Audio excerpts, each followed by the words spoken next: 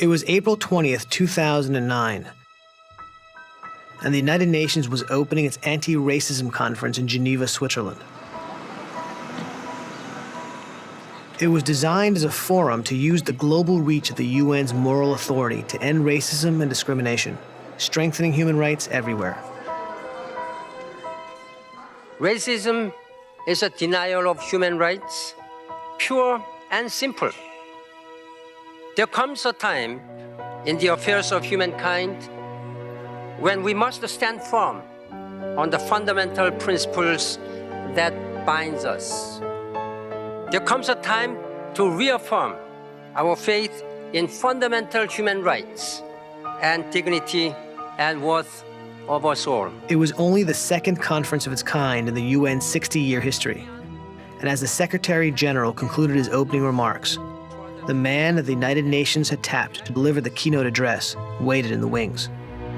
The time is now, ladies and gentlemen. Who would it be? The time is now. Who would be the guiding light who could lead the conference toward achieving its vital goals? Who better than this guy?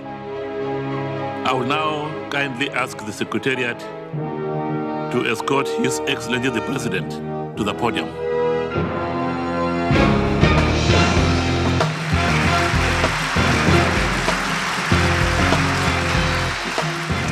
This is Mahmoud Ahmadinejad, president of Iran, and something tells me he wasn't the ideal speaker to kick off this conference. See, in his country and under his authority, they discriminate against women. They hang gay people. 2 young men are led away to be executed, their crime being gay. He even denies the Holocaust ever happened.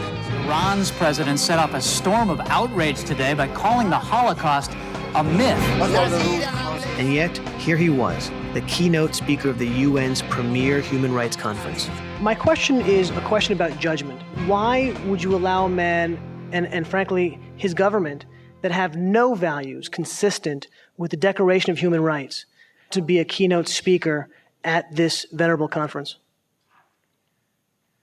I don't think that is for me to answer because I am not really involved in the organizational structure of the UN, and neither am I the Secretary General of the UN, mercifully nowadays. But what I would like to say is that I think it really does bring us to the whole question of the United Nations objective. Me and you, and you and me, no matter how they toss the dice, it had to be. The only one for me is you, and you for me. So happy together, so happy together. And how is the weather?